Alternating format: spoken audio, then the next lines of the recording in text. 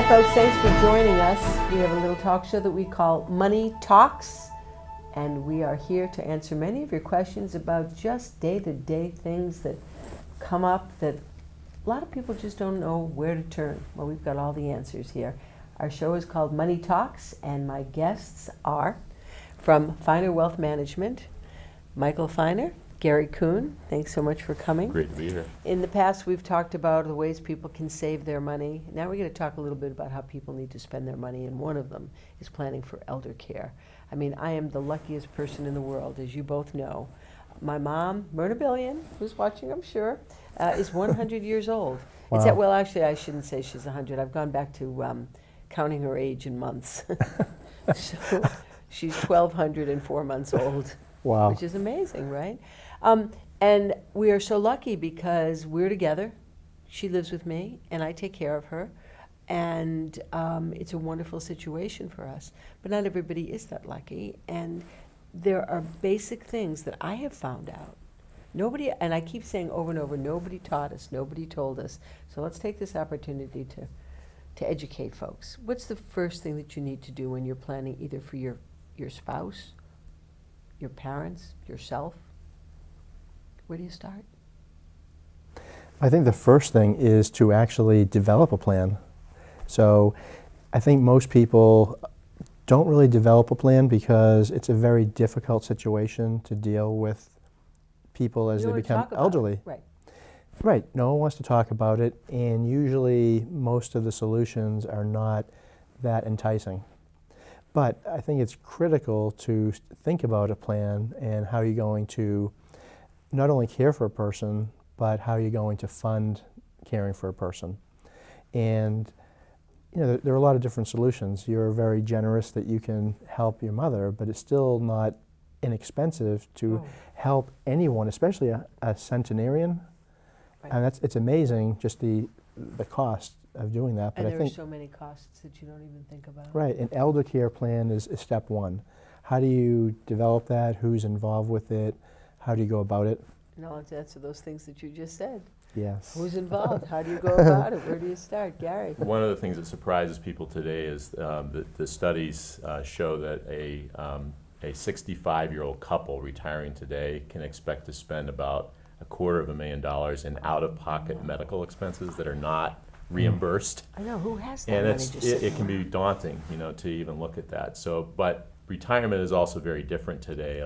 The idea of retiring at 60 or 65 from your traditional full-time job and that's you're done is not what a lot of people are doing today. And in part, you know, because of those kinds of expenses. So you're seeing a lot of people extended retirement. They're working part-time. They're becoming entrepreneurial. They're doing some things that are not what you might have seen 20 or 30 years ago. Trying to make money. Like you Exactly. said, you just, I mean, look at me. I'm a perfect example of this.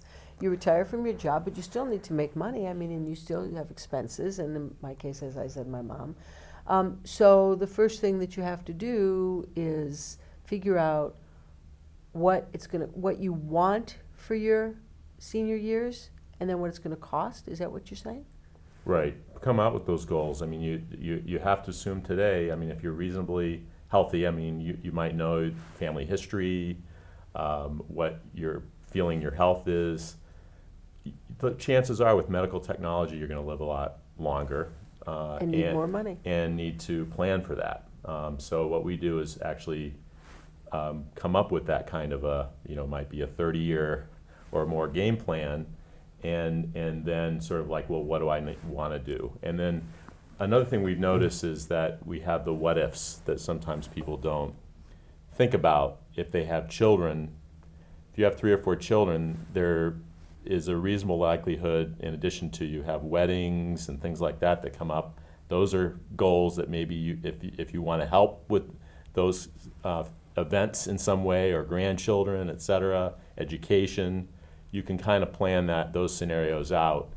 A lot of times we find that there are unexpected things that come up. You might have a son or daughter that loses a job, and you want to be in a position to help in some way. Well, that's not something that you necessarily plan for in retirement. but we see it a lot. So it's something that you need to think about and have contingency plans. Can we talk about reverse mortgages for a minute? A lot of people think that they sound like the, panacea. Just a great idea for getting all the money that they needed. Just first, I guess what we ought to do is define what a reverse mortgage is, Michael. Yeah, a reverse mortgage is basically where a bank takes possession of the title of your house, or at least will have the right to sell your house, and they provide you with money in advance of selling the house. Sounds So great. it can sound great, and it is a potential tool in the toolbox in the For right some people it in the right works. circumstances. But more often than not, it's a disaster. It can be very expensive. There are a lot of fees involved with it, and it's based on sort of actuarial lifespan, so it depends on your situation. But most people we found it's just very expensive, and there are a lot of ways that you can fund things So it's not other as, than that. Right. It's not as simple as being able to live at your house and they pay you still. No, they give you a fixed amount of money, in the sense of, what you can get out, and you can live in your house until death, but you may not get sufficient money out for all of your living expenses or the real value of the house. So you really have to look at it deeply and understand the cost of it like anything else. So if that's an option, make sure, folks, you understand exactly what you're doing and talk to more than one person about it for sure. And please, I'm begging you, don't just call an 800 number because you saw it on television or you read it in a magazine and it looked like a great idea, because those are the ones that are usually absolutely not a good idea. So it's my consumer self busting out. Yeah. Well, we appreciate that. Yeah. It's good advice. Yeah, and so Gary, so you have to figure out the best ways to protect your income. You guys know I work with Rubino and Lang, and their slogan is "Just don't lose the money." Right. Just don't lose the money, and you have to figure out how to take what you have and work it to your best advantage. Yeah, you might be shifting from a more of a growth strategy, for instance, on your investments, to a more conservative approach where you're thinking more about income. Because now if you're retiring, for example, if to live the similar lifestyle, you may need some more money from your investments if you've saved some money over time. So you may need to work into that budget a certain amount a month that maybe is coming out from income on your portfolio. Yeah. So it's a different kind of an approach, and so that's just in terms of your day-to-day planning and the profile of your investments. That's likely going to be adjusted. And it sounds like that's the key. I mean, that's really the key to good financial planning. Just take a look at where you are now, how long you're going to work, what your income is going to be once you're no longer working, what you want your lifestyle to be. And lifestyle is that means something different to different people. And once you have those things answered, then you can sort of back into how much money you're going to need and how to get it. Yeah, and there are definite phases. So the old retirement paradigm, as Gary mentioned, of retire at 65 with your gold watch, really doesn't resonate I anymore. got a very nice bracelet. It is nice gold. It's bracelet. beautiful. When that sort of paradigm happened in Social Security, you retired at 65, people maybe lived 5, 6, or 7 years after retirement. Lifespan was 71 or 72. With lifespans, going into the late 80s on average or into the 90s, I look at it as retirement is sort of your first phase where you reduce probably your active working years at 65 or 65-ish. And then 85 is your actual elder retirement. That's going to be the time where you probably can't work anymore. And it's going to be the time where your health care and elder care costs are probably going to ramp up very significantly. So you sort of have, if you live to 100, like your mom, you have that first 20 years, 65 to 85, where you may be doing some earning, but your health care costs and other costs may not be exorbitant. But by 85, it's really hard not to have health care costs at an exorbitant level, or that you need some assistance. So there's really an inflection point for elders and at retirement that you're not going to treat someone who's 85 or 65 the same way in their financial plan. and whatnot. So those two very interesting time horizons. And it's never too soon to start planning. That would be the other thing that I would advise people. Be thinking about it. You know, you're young, you're in your 30s, you think, what am I worried about? And then all of a sudden, boom, you're, like you said, 65, and there's plenty to be worried about. Time flies. Yeah, exactly. Yeah, it And if really not does. for you, for your parents. But it is a tough conversation for people to have, no question. It's an impossible conversation, especially if, you know, let's say you don't have long-term care insurance, or two spouses living together where they want to live together. Once you're down to one parent, one spouse, one aunt, uncle, whoever you're taking care of, you know, who is going to be in charge of that? Right. Who is going to pay for it?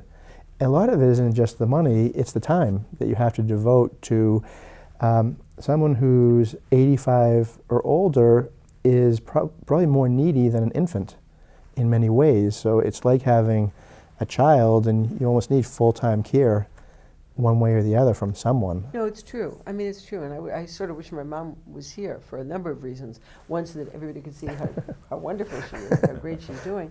But she speaks eloquently about things that that she needs help with. I mean, at 100 years old, she's you know, she's driving, and she's not driving. Just a joke. But I'll tell you what, she did drive until she was 98, a convertible. as I you both remember. know. I Yes, remember. It was I know. yeah. Can I just Guinness slip in- Book. Is that a Guinness Book? No, I don't think it is. Unfortunately, it's not. But what we used to do, everybody would say, "Is she a good driver?" And you know, it's really hard because nobody wants to be the one to say to a parent, "You're not driving anymore," and no parent wants their kids sitting next to them to see how well they drive. So you know what we used to do?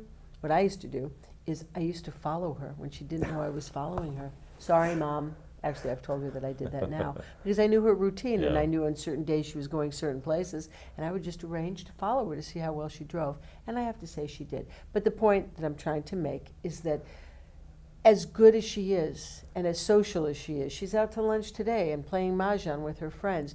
When she's home alone, which she's not because I'm there, she can't make her own meals. She no longer can really manipulate the microwave. It's hard to see the numbers. I mean, and there aren't microwaves that are made for seniors. And so you mentioned in some ways, Gary, it's worse or it's harder than having an infant. And that's true because there's certain expectations with infants that you have to do things for them. But seniors, you forget that they are losing their ability to do certain things. I mean, I could go on and on about it. I think you're right that you have to prepare yourself, your mental attitude, to understand that because generally healthcare is so good and lifespan is so much better, that not only are we healthier going into our 50s, 60s, 70s, 80s generally, but that when we do a financial plan for someone who's very young, we actually have a conversation to saying, what happens if this person lives to 120 or 110? Who would have thought when I first started that I would never think of anyone living to 100. Now people routinely live to 100. My own grandmother is in her 90s, God bless her, and we have all the same issues, you know, of how do you deal with that stuff.